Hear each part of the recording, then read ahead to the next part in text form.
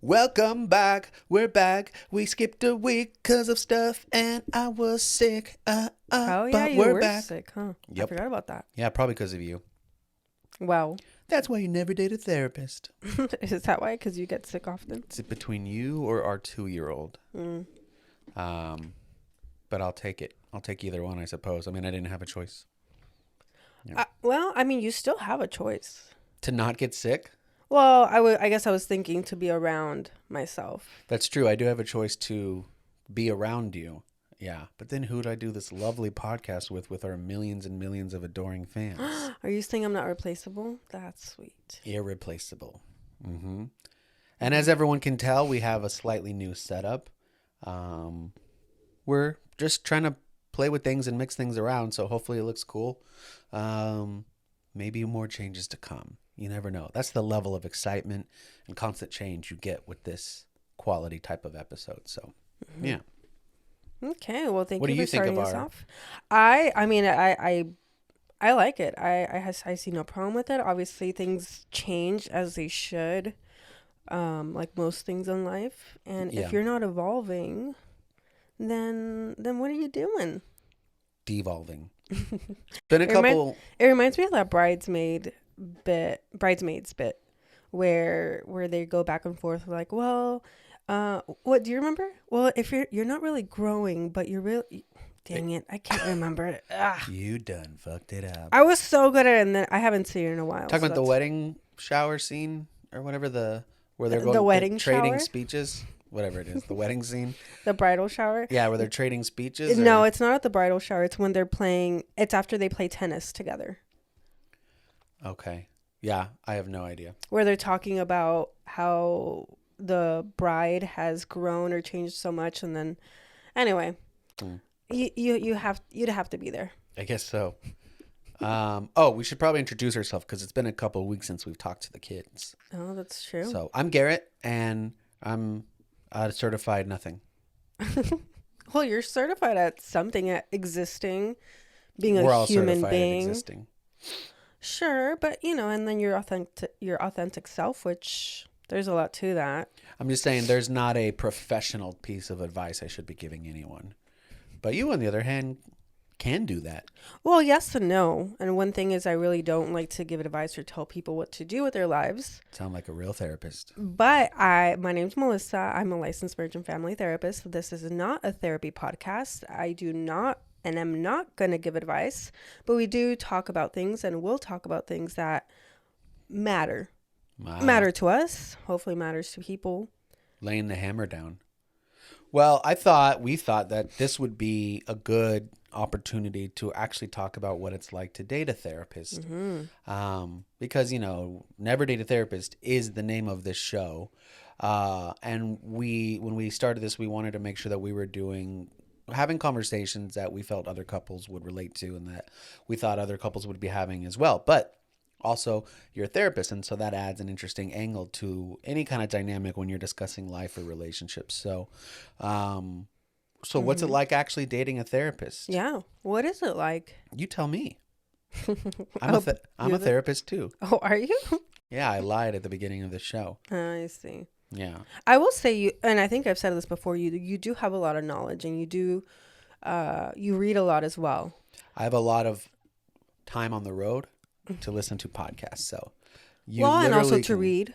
Yeah, You have all your audibles that you listen to. To clarify, I listen more than I read. I don't remember the last time I've actually picked up a book and read more than a chapter. Reading just puts me to sleep. Point being is you still gain a lot of information that you actually retain. You have this ability to retain most of the information you receive, which is a gift for sure. It comes in handy, but then of course there's also just a lot of useless junk in there that people don't want to hear, but it takes me a little while to figure out if they want to hear it, but whatever. So what's it like Someone's getting that info. To date me. To date you or to date a therapist? Oh. Because those are two different questions. Oh, shoot. All right. The first thing, okay. This is the first thing that needs to be discussed, regardless of if you are a man and you're dating a woman, it doesn't matter if she's a therapist, if she's the president of the United States. It doesn't matter if she is the ringleader of an Al Qaeda sect. It really doesn't matter. At the end of the day, you're dating a woman. So no matter what, all of those factors are going to take a very distant second to the fact that you are dating a woman. So once we've established that good baseline, a good foundation, then we can discuss the intricacies of actually what it's like dating someone who is in the line of work, whose job is to analyze people and, like you said, not really give advice, but make sure that you are positioning yourself in this person's life where they're able to grow and they're able to learn how to understand themselves. Mm-hmm. So, As best as possible. asbestos? Asbestos. Yeah, that's a different line of work. As best as possible. Way to not answer the question, by the way. That was a perfect politician answer. Yeah, I know. You just like kind of went in circles and then.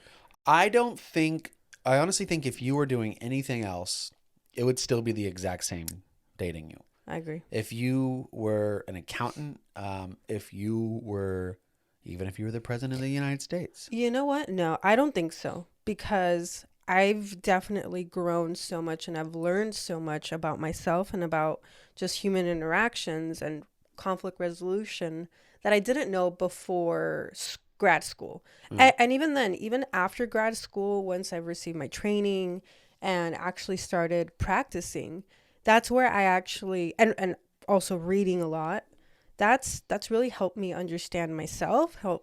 It's helped me understand how to be in a relationship, basically. So I don't necessarily think that if I weren't a therapist, I don't think I'd be who I am now. Because Okay. I wouldn't have had all that training and knowledge to apply it to. I'd be a hot mess. Well, Probably. you still are, but that's okay. We all are. I mean, who isn't a hot mess despite what I'd you be do? more of a hot mess, I think. Yeah. And you, even then, before or while I was in grad school, I was still very reactive. I was still very, and you'd know best. We were dating then. Yes, I would know best. When I was in grad school. Yes. Yeah. But And also, again, you were 23 at that point when we first were hanging out, and a 23-year-old is going to 23-year-old. They're going to do what a 23-year-old does. So no matter what you're studying, even if you are exploring the humanities and studying the social sciences, you're still going to be a 23-year-old who's going to make decisions. I can say that because people ask me, like, when we would first start dating, we fought a lot. And so we moved in together literally 1 week before the world shut down for COVID. So this was a big crucible for us to figure out are we going to be able to stand each other? Because I never lived with a partner before. My first time living with a girlfriend, and I don't think you had either, unless there's secrets that you want to discuss today. But so we had to kind of get put through the fire by literally within a week of us moving in together. We are now on lockdown together, just the two of us, in a live from home situation. So yeah, we had to go through a lot of growing pains to get where we are now. Can you imagine trying to sit down and actually do a podcast for an hour a day during those days? I think it would be rough. It might have been more entertaining because we would be a lot more We'd be on each other's argumentative. throats, yeah. Yeah. But, we had to go through that. You okay? I had a lot of sniffles, and I didn't know. want to sniffle on the mic. It's allergy season, everybody. It is. For our global listeners, for our listeners around the corners of the world who might not be having sperm trees blooming around your corner, it's allergy season, so it's kind of hard to talk out of my breathe I out of my haven't been nose able right to now. breathe there for almost, a month-ish? Yeah, Going about on a a month month? and a half. Yeah. Anyway, so so I would have conversations with like, people in my family that I would, reach out to and what's the word? Confide in. Mm. Like, so I don't know what to do with this. How do we manage this? And I remember one of my family members like, wait a minute, isn't she a therapist? Shouldn't she, isn't that help her with these fights? I'm like, no, it's the opposite. It's worse. I feel like therapists are much more aware of just all the little human dynamic intricacies that's going on. And it can prove for a much more challenging. I think people think if you date anyone in the psychotherapy field, then their therapist or, psychologist partner is going to be able to calmly, and like in the middle of a fight be, so how does that make you feel, dear? How does that make you feel, honey? And I don't think that's the reality of the situation. It certainly isn't ours. Plus, you're Latina and you're feisty, and that's an extra dynamic. And like you said, I'm a woman. You are a woman. Yeah. So that just adds all the fun factors. You're welcome. Yeah. Well, if you're born straight, then that's what you got to deal with. You got to deal with the craziness of the female form, but you get a lot of benefits to that as well. To what you said, good point. Even then, when I was just starting out, when I was still in grad school, that comes up a lot. It's like, well, you're a therapist. Aren't you better equipped? Aren't you this? Yeah. Well, I think that does come with experience. I think when you're just starting out, you're still trying to figure things out. You're still learning how to apply it to yourself. You're still learning how to also educate and teach skills to your clients. That it's a process like anything else. Sure. You don't become an expert or advanced at golf or basketball just with the first, couple of, I don't know, years maybe. I think, right? I mean, I don't know how long it takes to become an expert or a professional at that, but yeah, I don't imagine it's like, okay, you went to school and now you're all set. No, it takes time. And I think that's what we're seeing now. We're actually seeing the fruitage of practice. Fruitage of the loom. Definitely. I will say, I obviously, as you know, I'm not perfect and we have our little squabbles here and there, but you are right. They don't last long. We apologize. We talk about it. And it also just doesn't get out of hand as it used to. Well, yeah. So, but that did have to take you to understand and you to also use whatever coping. Learning coping mechanisms after dating you. Yeah, but look, no matter what you are, it's going to take, you're going to have to go through some trials. Relationships can be obviously extremely satisfying, extremely rewarding, but they're also extremely hair-pullingly frustrating. And anything worth having is going to go through some fire to make the gold. So that's just a given. Whether you're a therapist, if for a friend of yours, would you recommend them if they were about to start dating a therapist or they were going on a couple dates with a therapist? What would you say to them? A gay friend with a male therapist, go for it. You date that therapist. You date that therapist good. Gay friend? Yeah, if they're dating a male therapist, I'd say go for it. Maybe I'm just figuring out I'm gay on this podcast. Is this what this is about? What is happening? Maybe no. But no, I mean, look, I don't know. I really don't think your role as a therapist informs our relationship very much, except for what you just said, except for the fact that you have learned how to deal with some of these things like conflict management and resolution. You've learned how to not internalize issues too much and talk about it. Like I remember when we started dating, I was the one who wanted to talk more and you were just too emotional. And now you're the one who wants to talk about things and I just want to be left alone. So things have changed. But that's for everybody.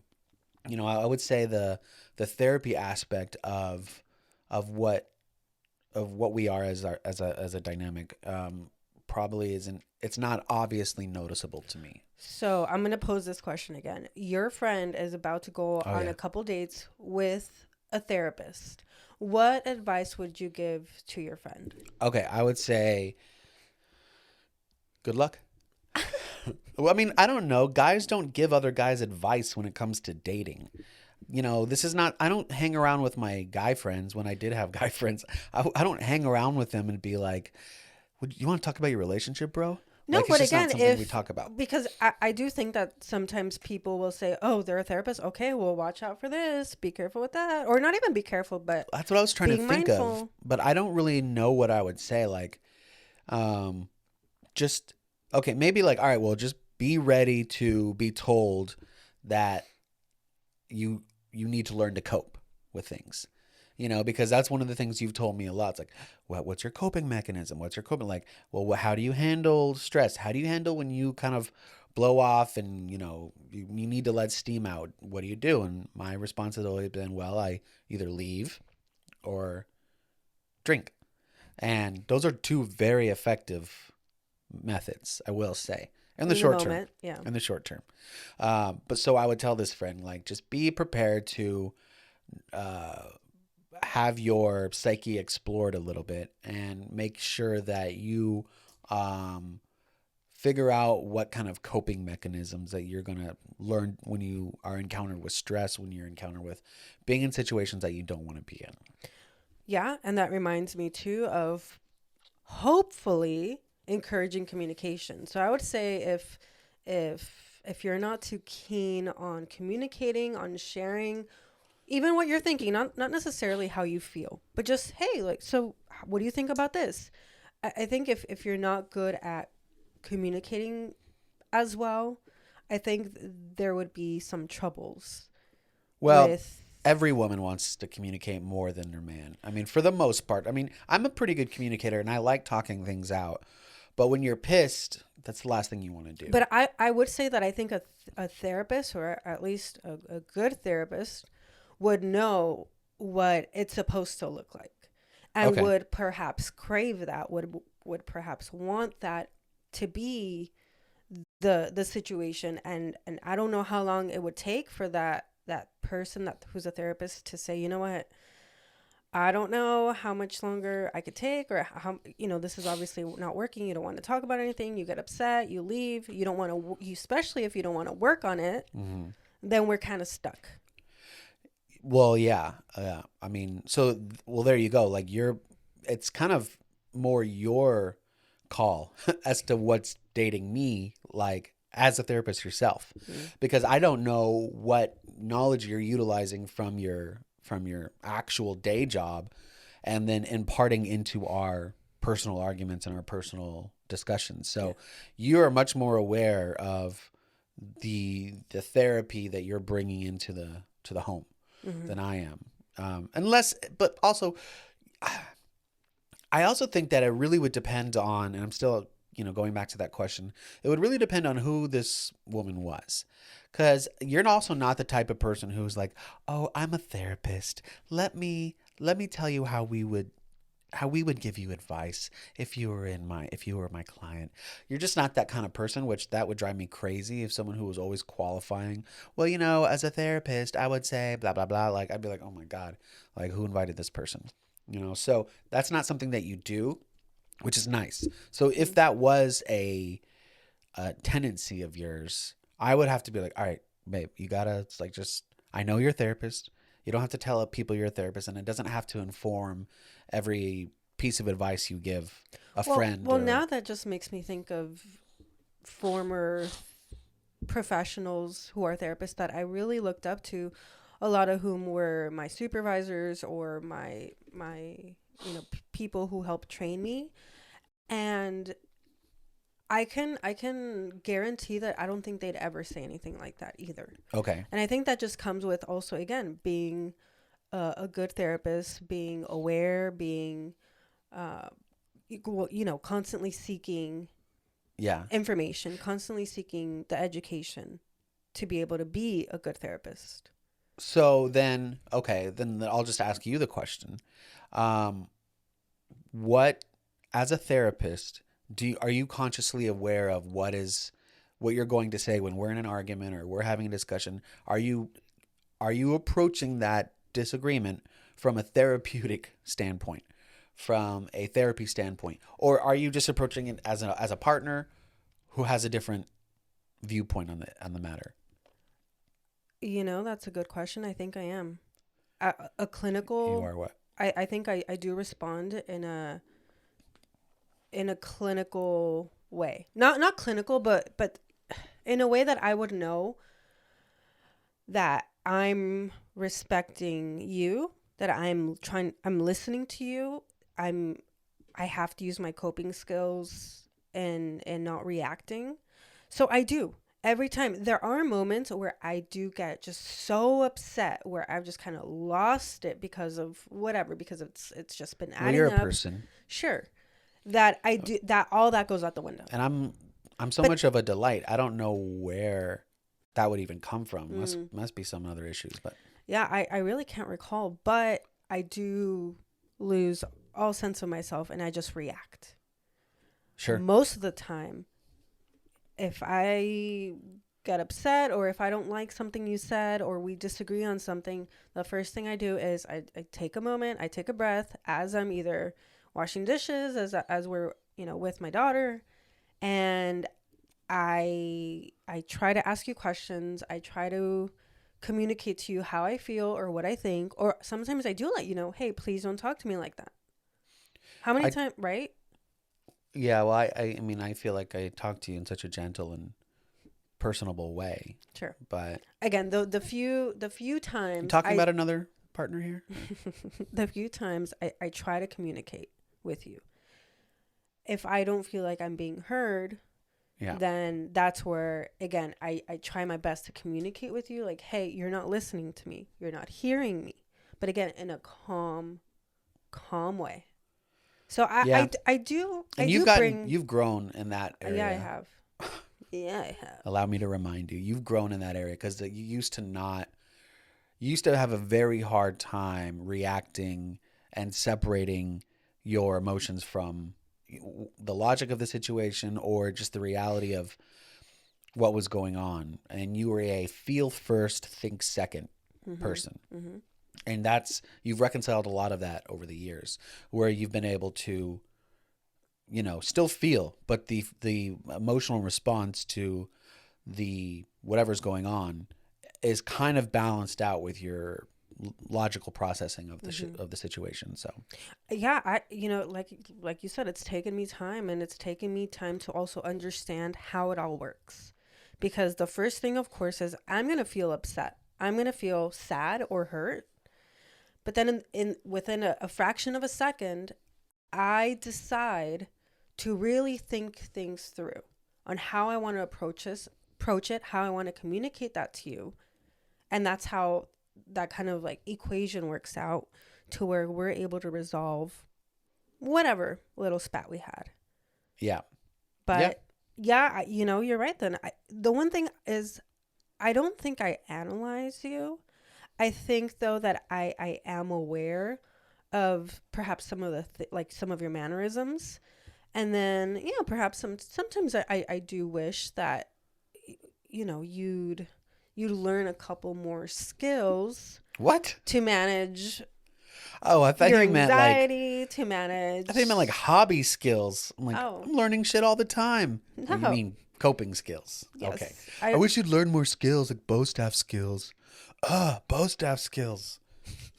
What? Napoleon. I don't remember that. What? He wanted to have sweet skills. It was, I wish I had any sweet skills. Oh, yeah. Bow staff skills. I don't remember it being that, though. Yeah, I need to watch it again. he wanted to be a sweet ass with the bow staff. Are you sure it was a bow staff? Yes, Okay. I'm definitely sure Napoleon wanted to kick ass with bow staff. Who was using a bow? A bow staff is a stick.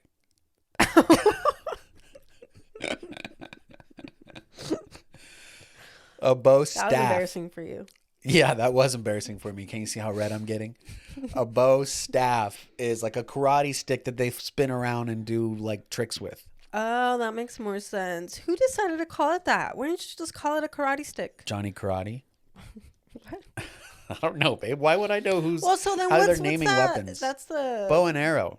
Well, what if you don't have the arrow? Then that's a bow. I don't know where the word bow comes from. So I'm sorry, I don't have the etiology of it. I don't have that Oh, yeah, in the that ideology. knowledge bank that you were talking about. But I can tell you, a bow staff is a stick. They're not shooting anything. A bow staff. That was a That's real big learning moment for dumb you. name. Now you can understand why he wanted bow staff Bow skills. staff. And he knew what it was called. Oh, I want a messing bow staff. That's why he went to Rex Kwon Do, because I'm sure Rex was pretty sweet with the bow staff. So I 'cause don't he had know to why that really protect bothers Darla. me. Bow staff.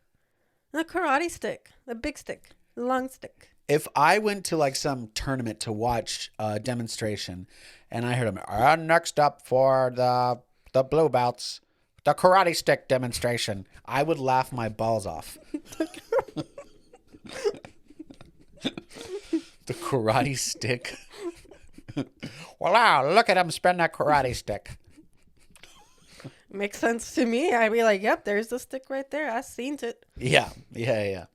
Well, Now, look, bow staff, I'd be like, what the hell? okay, well, you know what you do? You Write a letter? study. No, you start your own martial art. Mr. Bow staff. You start your own martial art. Latino judo. You start your own, and then you get to name all your own weapons. Karate stick, hiya bow. What are the name of the things that the Ninja Turtle spin? What's his name? Was it Michelangelo? Mufasa? Raphael? Mufasa?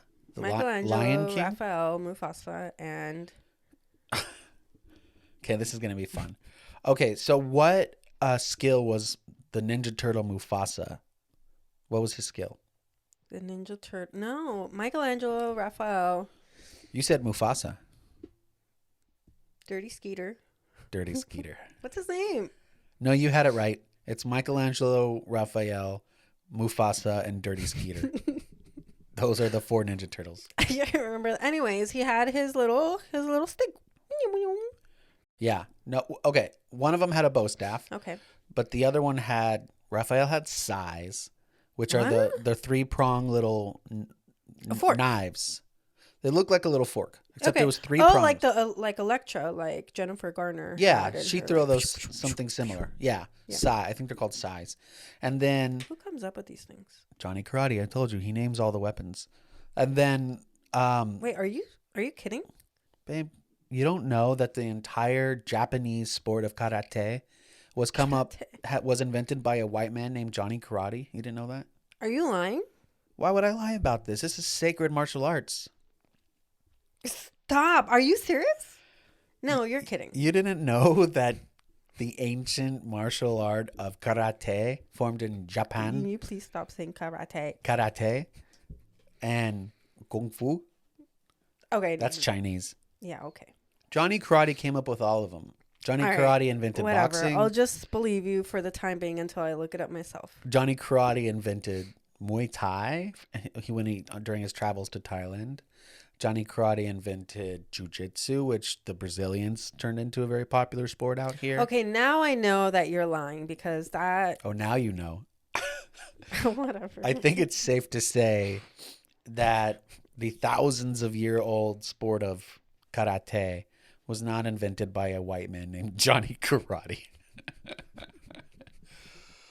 Oh, that just made my entire week. That just made my entire week. Well, that was easy. Man, this is the best part about dating a therapist is when your therapist is gullible as hell. Maybe I shouldn't announce that because people are going to hear this and be like, I'm going to convince my therapist of something too. You know, I will say is it's hard because I believe you until I don't. Well, that's how belief usually works. There's no middle ground. You either believe it or you don't. But it's tricky because you make it kind of a believable, except once you start. I know when you're lying when you add on. look, okay, but I was really, really graciously kind of carrying you along because I was trying to make it very clear that of course not. You shouldn't have to look at my response to know if karate was invented by a guy named Johnny Karate. Look, I know that Johnny Karate. Why are we even talking about this fictitious character? Because it's hilarious. And also, I even pulled the name Johnny Karate from a Parks and Rec character.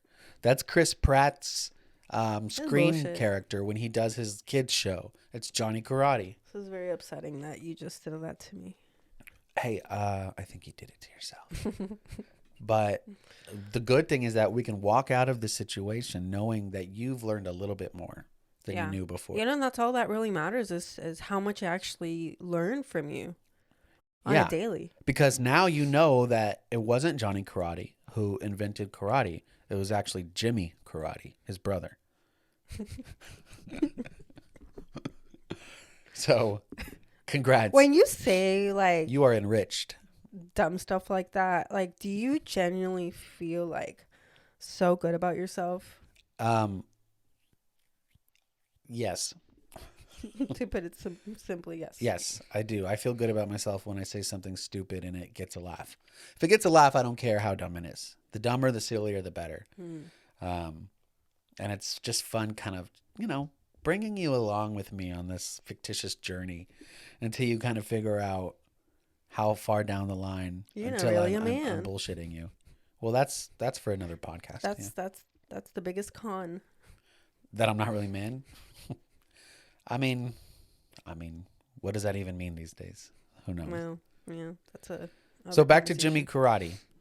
No, what brought us down this road? Oh, you said you wanted me to learn skills, and that's what made me start talking about bow staff skills, which you also learned is not something that you shoot a projectile out of. Yeah, it's just a stick. Yep. That you maneuver. A karate stick. Yeah, that you skillfully maneuver. So I will gladly learn bow staff skills to help cope with our disagreements, because that's what you're telling me. Yeah, I want all the violence. Well, not to use on you. Oh. On our sworn enemies. Oh. Yeah, I got to defend my homeland, my homestead. I got to defend my rental property with the bow staff karate stick. You just post your stuff outside? Yeah. Or upstairs? Actually, you already found your angle upstairs in the... My sniper angle? Yeah. Yeah.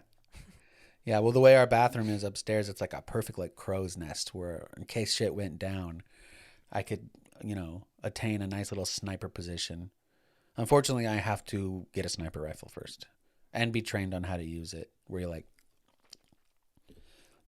figure out which way the wind's going based on the spit on your finger.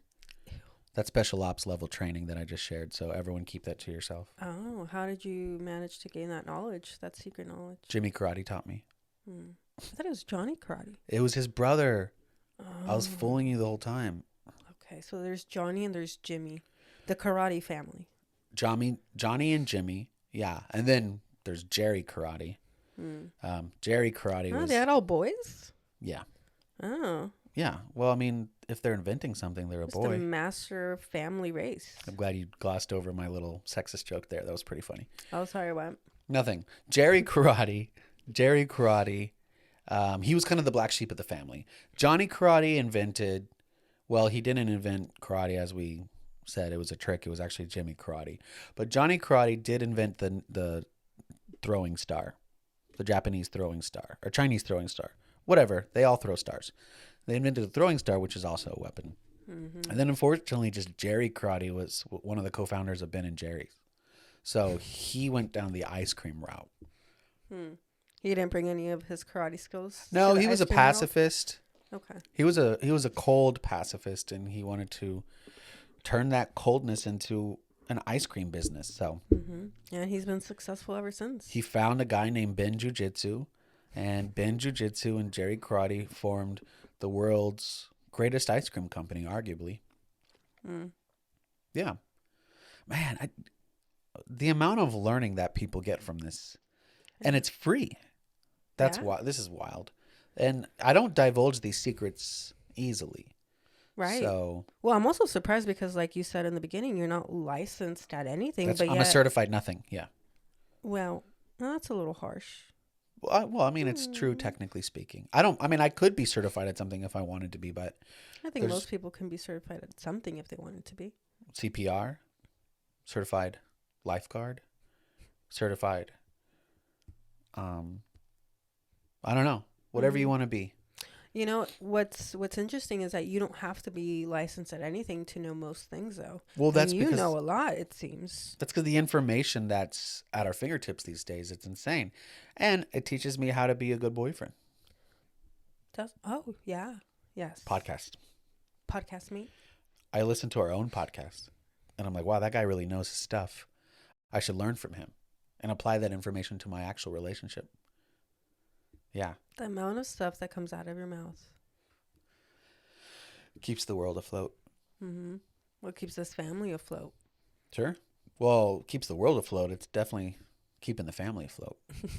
We're part of the world. I will say that you offer the best information that anyone can possibly get out of anything out there. Out of all the news, out of all those, you know. Well, I think it's just because I make sure that I only give information that I think is interesting to you. I'm like your own little algorithm. You know, what you'll see on the news, they're trying to reach a broad audience, is capture as many minds as they can. But of course, I'm going to share stuff with you that I think is relative and interesting to you. You know, I'm like a human TikTok, which might be banned in America very soon. Yeah. Well, I have my own thoughts on that. Yeah. Well, you know, we'll As share most them. Now's people the would. time to share them. You know, it's tricky. Most people, and I've read a lot of comments and a lot of articles to pro TikTok in the U.S.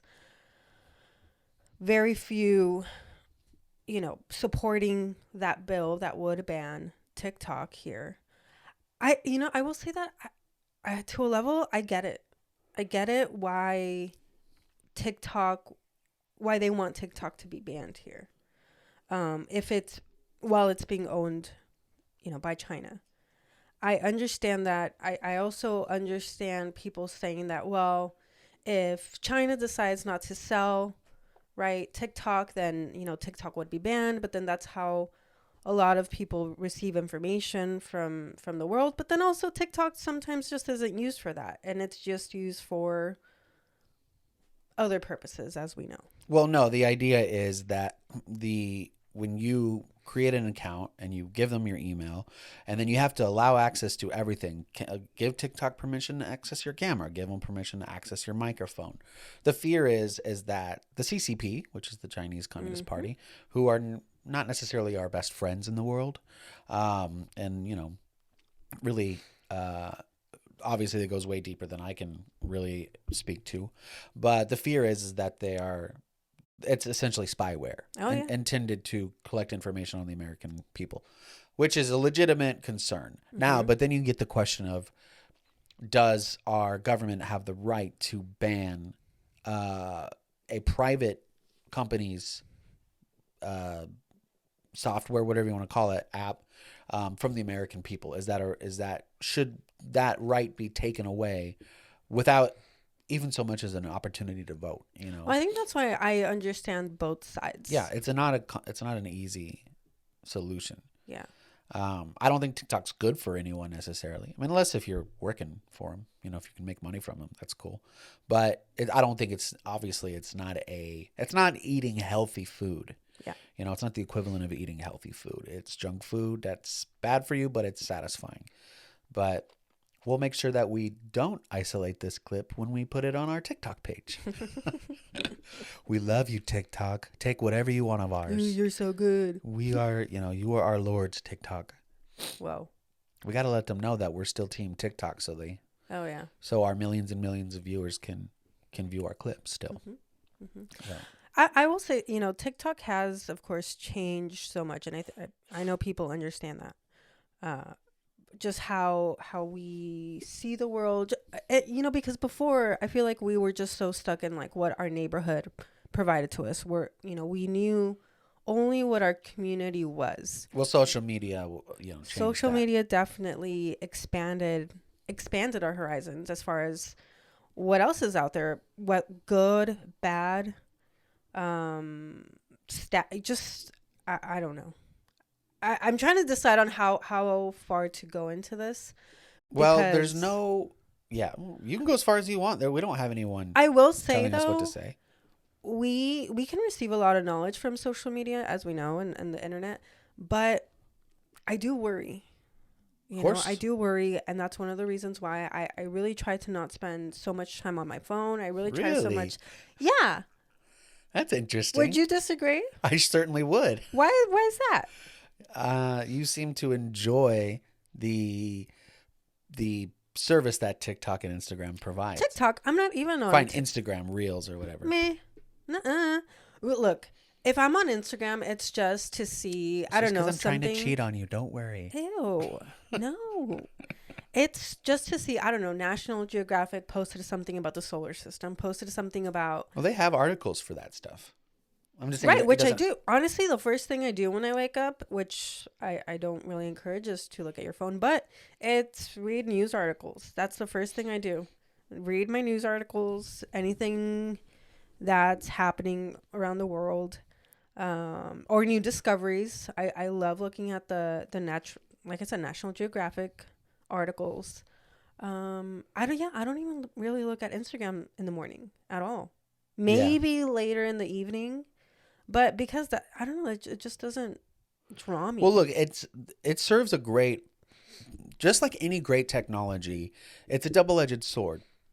It serves a great purpose of staying aware and informed of what's going on, staying connected. You know, you no longer have to sit through an hour news cycle to get to the bit of news that you want to get to.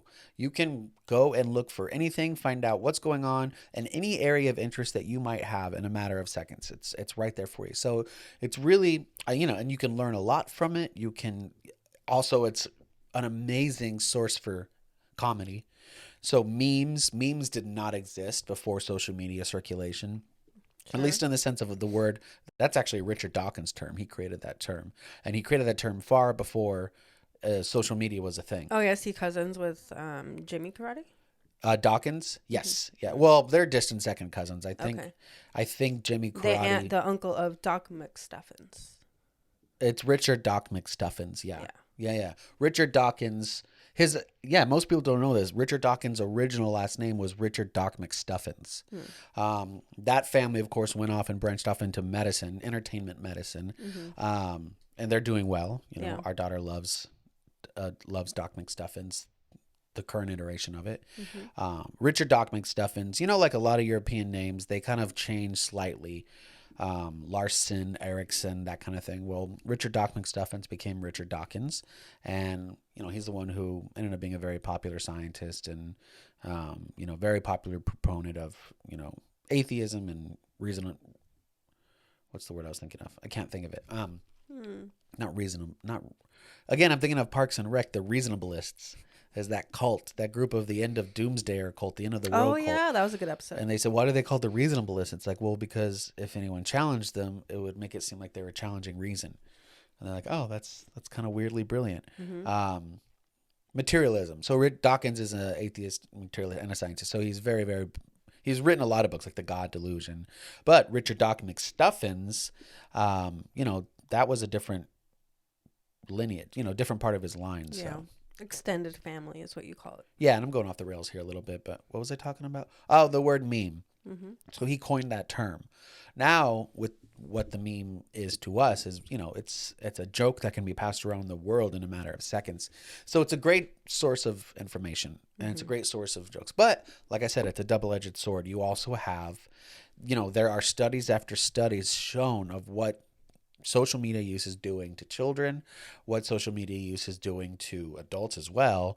It's having a significantly negative impact on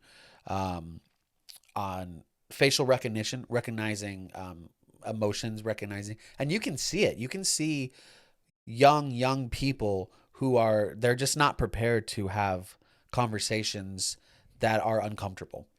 Well, also what worries me, and I think about this sometimes, is kids are going on TikTok. Kids are looking at these reels that say, oh, you might have anxiety, you might have ADHD, you might have borderline personality disorder, blah, blah, blah, if you feel X, Y, and Z.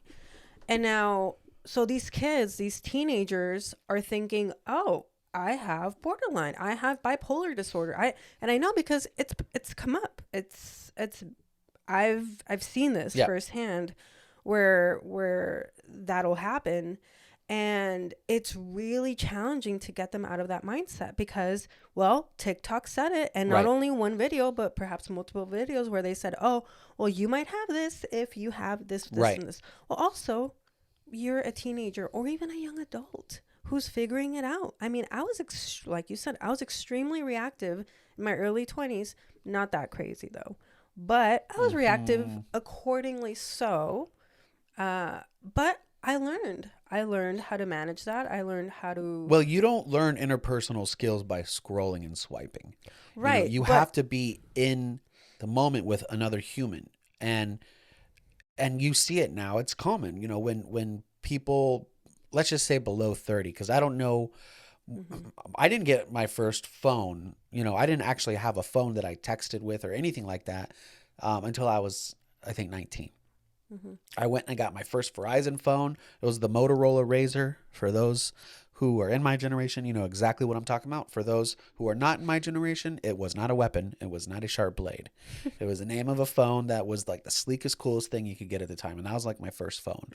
And that was like at 19. So I will say it's, it's when people under 30, whatever, they sit around, they're hanging out together but they're on their phones. And it does have that's their interaction. Like, hey, let's go hang out. And then the hangout is them sitting on their phones and not really, and then maybe they'll say something to each other occasionally. So, and again, the studies are clear that's having a very detrimental impact. Now, I can imagine a 28-year-old or whatever hearing this, like, whatever, fucking old, whatever. You're just afraid of what's new. And I get it. Maybe they're right. But the data is pretty clear on what's going on.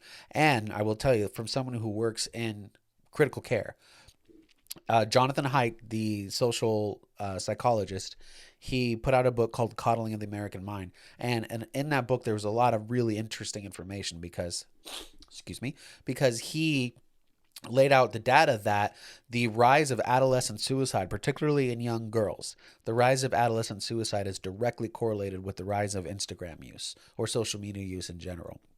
So as social media use rose, an almost exact correlation was the rise of adolescent suicides. And you can dispute that, or you can say, well, those are, causation is not correlation. That's fine. I'm showing you what the correlation is. And it's pretty undeniable, the effect that that's having. So yeah, it's not good. It's a double-edged sword. You have all this good stuff, but then you have all this negative stuff. And there's also concern that another country is curating the content that we are seeing, because the content's very different in China than what we're seeing. I know. And that's the thing I think that really upsets me, is knowing and seeing our generations in this country and even, down in Mexico, just kind of mindlessly scrolling and knowing that it's strategic. That's what I think that. Thank you for bringing that up. That's what gets me the most. See, I curate content for you. You're Thank welcome. you. Yes, it's because I think we've all seen it. We've all seen those clips of where China, their TikTok version is extremely different, right, for very particular reasons, because they're not going to just show random videos. They're going to show videos that that provide education, or that show that show the betterment of their society. Yes, because they want all the doctors, they want all the engineers, they want professionals who will healthy individuals, yeah. Perhaps, but also who will promote the advancement of their society. Yeah. In turn, what you do is you put out malware to neighboring countries, so that way they are not succeeding.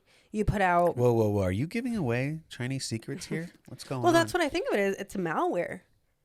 As good as TikTok can be, it also has its components that is kind of like a virus. Well, yeah. And not just what it can do to your devices, but what is it doing to your soul? What's it doing to your psyche? Mm-hmm. So, and on that note, I think we need to set up a consult with the Johnny and Jimmy and Jerry Karate. Mm-hmm. We'll talk to Richard Doc McStuffins and see if there's a little tribunal we can put together to figure out, what do we do, guys? Obviously, we'll be the ancestors, because, if Jimmy Karate invented karate, it must have been a long time ago. So we'll track down the ancestors of Jimmy Karate and see if Mr. Richard Doc McStuffins, he's up there in age now, so I don't know if he'd be available for like a Zoom. I know their family, I think, owns a couple 7-Elevens. They own 7-Elevens too? Yeah. They've really dipped into different markets. Are you thinking of Timothy 7-Eleven? Because I think that's a whole different line. They're not all related. All these great men, they can't be related. They all have their shit in a couple. We could use businesses. them as a member of the tribunal just to kind of figure out, because they have a convenience store. So you would assume that they were very well versed on convenience products. And so if we want to have a tribunal to discuss the efficacy of TikTok, we should probably have the Timothy 7-Eleven line. Okay.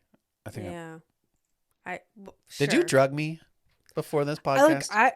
This is the thing is you speak, and sometimes I look at you and I'm just wondering, like, how does his brain work? Theo Vaughn, the comedian, put it best. He's like, you ever wander into a sentence and be like, how do I get out of here? That's exactly what's going on. You start a sentence hoping to find some comedy in it, and sometimes it works. So do you just kind of, spew yes, things I spew. and hope that it and hope that I can works. find it. Yeah, I can find a resolution that works.